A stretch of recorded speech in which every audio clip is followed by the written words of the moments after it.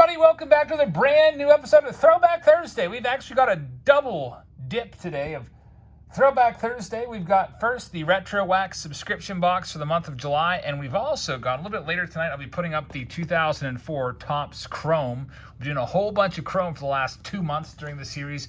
Now let's move back to 2004, and then I think next week we're going to cover 2012. So we're just going to keep doing Chrome until it gets to be Chrome release day, which is coming up pretty quickly. Anyway, let's go ahead and check this out. This is a $60 subscription box. We'll give you 25 or so packs of old wax from the 80s primarily and some early 90s as well. So let's see what we've got this month. First, we'll take a look at all the packs. I see 86 Topps greeting us. So we've got 86 Topps. We've got 1990 Bowman. We've got 90 score. We've got 89 Donruss. We've got 87 Topps and 87 Donruss. We've got an 89 Bowman. This is the big pack. It's an 89 Upper Deck pack, an 87 Fleer. Next up, we've got a 92 Fleer pack. And we've got an 88 Topps cello pack right there. That's just the first column. We also have an 87 Donruss, so two of those. Another 87 Fleer. We've got another 87 Topps. 89 Topps, 88 Donruss, 90 Donruss. We've got 1992 Upper Deck along with a 1994 score pack. And one more stack of packs here. Let's see what we've got coming up. There's a 1991 Leaf. There's actually two of them, Series 1 and Series 2 92 Leaf. A couple of those, 88 score, 91 score, 92 score, and another pack of 89 Topps. So a whole bunch of packs to rip open right now. Let's see what we can find. We'll see if we get anything good in here. Basically, hope the best cards we can find here are going to be from those 89 packs, in my opinion. Looking for the Ken Griffey Jr. rookie cards. But let's go ahead and open this up. We've got the Retro Wax box. It says July 2022 version 15 or volume 15. Gives you a rundown of the packs there. We kind of already talked about it. Also tells you all of the players to look out for in each one, and there's all the information there. If you would like to contact RetrowaxBox.com and order these for yourself. All right, let's go ahead and start out with, I'm going to start out with 1986 Topps. Usually start out with the most recent. Let's go the oldest. 1986 Top. Andy Van Slyke's on the back, who was my favorite player growing up. And 86 Topps, I always hate opening these just because the cards are flipped every which way. There's a Harold Reynolds rookie card, which is one of the more valuable rookies in the set, believe it or not. I think it's listed in Beckett as 40 cents, but as you know, you can't go off of Beckett. The card, to me, it's probably like maybe a 10-cent box card or so. You got Tony Gwynn. That's the best card so far. So one Hall of Famer. There's the Andy Van Slyke. I guess we'll keep track of the Hall of Famers. Make a Hall of Fame pile and a decent rookie pile. I don't consider Harold Reynolds to be a decent enough player to be on that list. All right. So next, let's go ahead and let's go into 87 Donruss and see what we've got in this next one.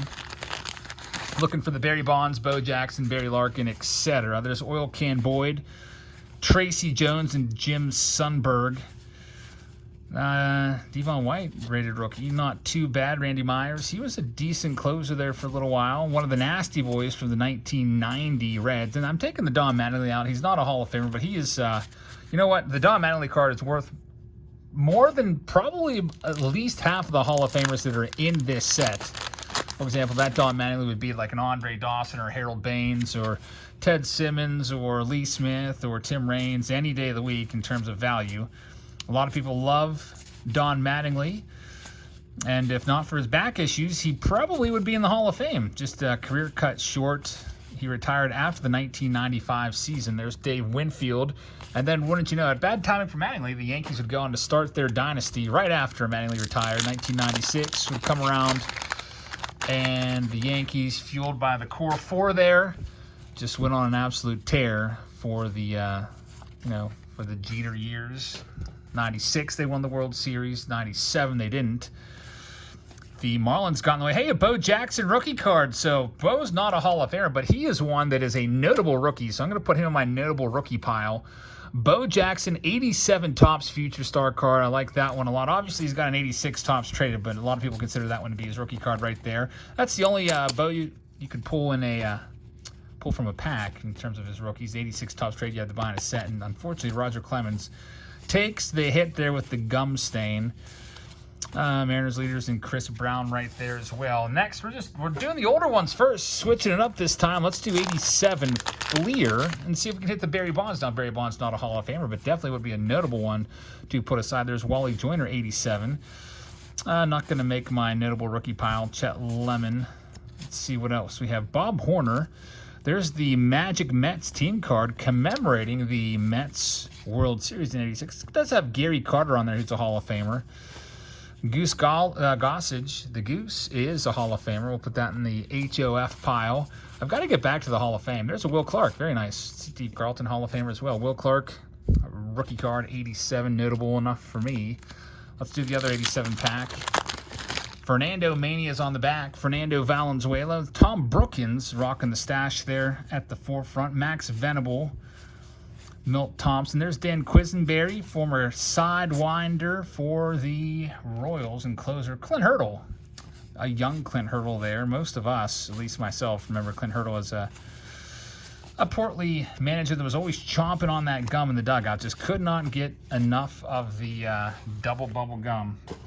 Saw him for years here at the Buckeyes. Let's do the other 87 Topps pack and see what we've got in this one. Now, we do have a chance at maybe finding an autograph in the 92. I mean, that would be pretty crazy. I think there's some random autos in there. Upper Deck a little ahead of its time. Sticking autographs in here and there. They did it with Hank Aaron and Reggie Jackson. They were tough to find. Don Russ did it as well, I think in 92 and maybe even 91. Ryan Sandberg, Cal Ripken.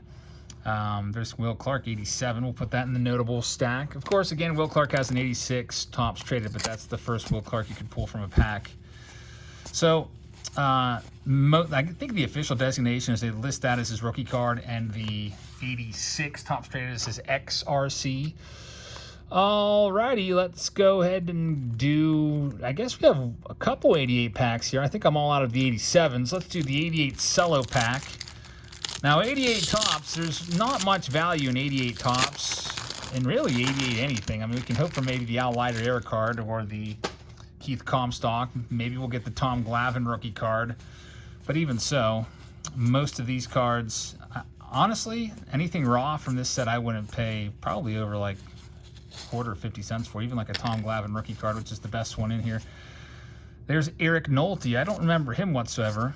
I used to like opening these boxes, though. I thought they were pretty cool. This was the year before I started collecting. There's a double Hall of Fame card. It's Baines and Fisk. And for you new collectors, that card is worth about 5 cents. So just trying to reiterate, there's Al Leiter. Very nice. That's the real Al Leiter, not the fake Al Leiter. So Al Leiter rookie card right there. Next, I think I've got another pack of 88. It's 88 Donruss. There's also an 88 score pack, so we'll work our way up from oldest to newest. A little bit later on today, I'll have the video of 2004 Topps Chrome for you. Hoping to find some good stuff in there. I think I might just take that one for myself. I bought that one out in South Dakota last summer. It's been sitting on the shelf here, nothing in that pack. And I think it's time to finally bust it open now that we're kind of in this Chrome phase of the Throwback Thursday. 88 score up next. I always hated these, even as a kid. I would read them once, read the back, and then why don't I remember Buddy Biancalana at all? Biancalana. Does anyone, have you ever even heard of this guy? And it looks like he had played a couple years with the Royals, a few years actually. Never remember him at all. I guess I didn't start collecting until 89. There's Cal Ripken Jr., very nice. Hall of Fame pile right there. Phil Niekro, another Hall of Fame pile with his nasty knuckleball. And, of course, in the Hall of Fame pile, very nice Nolan Ryan. So, pretty good pack. 3 Hall of Famers. Next, let's go ahead. I think are we all out of 88? I think we are. So, we're moving into 1989. And this is the year where we have a chance at getting the Ken Griffey Jr. rookie card. So, let's start with the least appealing 89 packs. I mean, at least in terms of getting the Griffey. I really like 89 Topps, but in terms of getting a Ken Griffey Jr., you can't get him in 89 Topps packs. He was only in the traded set that year, so you'd have to buy a Topps traded set to have a shot at him. Let's see what we can find here. There's a Bo Jackson. The leaders card, Dave Parker, great career, not in the Hall of Fame. There's Greg Olson, who once intentionally walked Barry Bonds with the bases loaded, and it worked out. he got out of it and won the game. Barry Bonds, one of the greatest players of all time. Haven't seen him yet. Every time I talk about Bonds, though, there's always some comments like, he was a cheater and stuff like that. There's Barry Larkin. Of course, I agree with you. I do believe that he did steroids, but I also believe that like 75% of the players during his era were doing as well, unfortunately. There's Kevin McReynolds, record breaker card. What record did he break? 22 stolen bases or something like that? 21 without being caught stealing, which is pretty freaking crazy. Never really thought of Kevin McReynolds as a speedster, but if you look on the back of his baseball card, I think I remember seeing this. The 1 year he had 22 stolen bases and 0 caught stealing, which is pretty darn impressive. Let's go with 89 next. 89 Bowman, to be exact. Chris Bossia right there, and we've got a Stan Jefferson and Tony Gwynn, Hall of Famer. I dislike the size of the card. Jack McDowell. There's a Richie Asper. That's just a reprint. Harold Reynolds. Mark Gubicza. There's the Kevin McReynolds card right there. Do we have the stats on there for the stolen bases? We do not. We have 21. Maybe it was 21-0. There's Glenn Davis, Dave Valley, and Gerald Young. So, unfortunately, no Griffey in that one. But we still have 2 more packs to go after the Griffey. We've got the 89 Donruss pack, and then we've got the 89 Upper Deck pack as well. The 89 Upper Deck pack has the highest upside in terms of getting some value. There's Greg Maddux, who's a Hall of Famer. Bobby Bowe. And Jose Canseco MVP card. I used to like those MVP cards back in the day. I always thought they were really, really cool. It was like getting an insert card.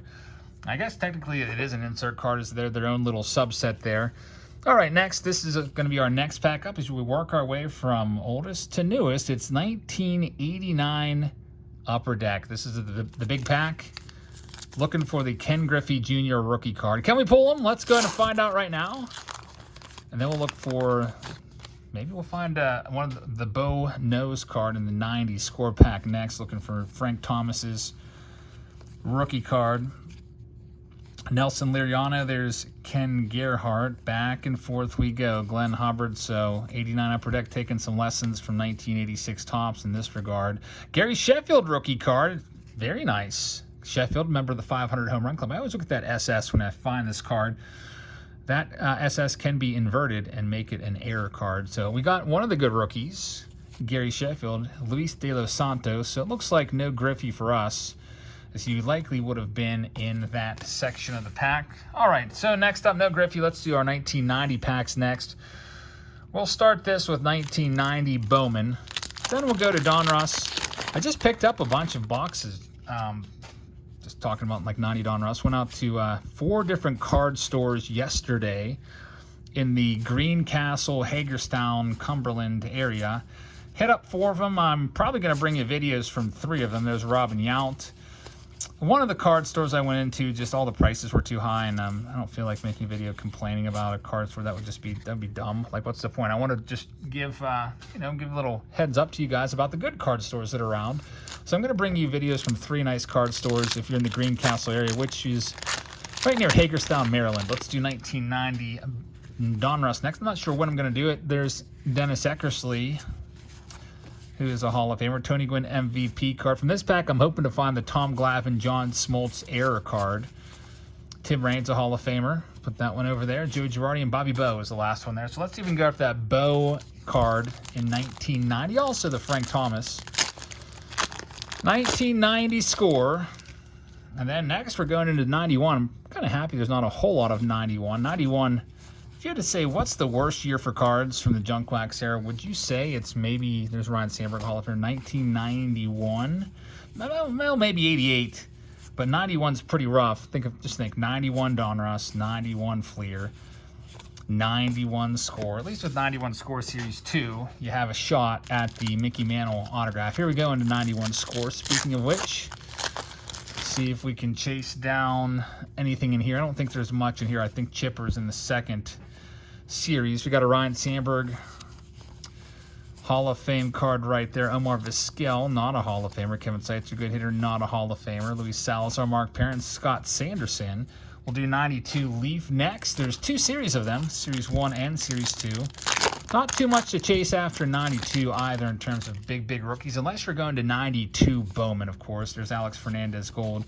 Bowman, the gold standard for both 91 and 92. 91, you got 5 Hall of Fame rookie cards in there. And 92, of course, you've got the big Mariano Rivera rookie card that you can go after in that set. Fortunately here, nothing to write home about in that pack. Let's go over the next one, the second series. We've got Riel Cormier, which is a name that I never pronounced right until I finally heard him pitch against the Pirates. Used to call him like Riel Cormier or something like that. That's one thing about us as kids. We can never pronounce the French names, like Mike Devereaux. That's not like there was that many of them, but Riel Cormier was one of those. Ken Hill right there. All right, we've got, are we all done with the 91s? I think we are. We're going into 92 now. Let's do 92 Fleer and see if we can find a Roger Clemens. That's the big highlight there, the Roger Clemens limited edition insert cards. I've pulled those before, like a black border card going over some of Clemens' career highlights. Clemens, not a Hall of Famer. These cards always used to kind of annoy me a little bit. I wasn't a big fan of the names on the side. Since I'm a right to left guy, like I push with my right thumb into my left. I've always been like that ever since I was a kid.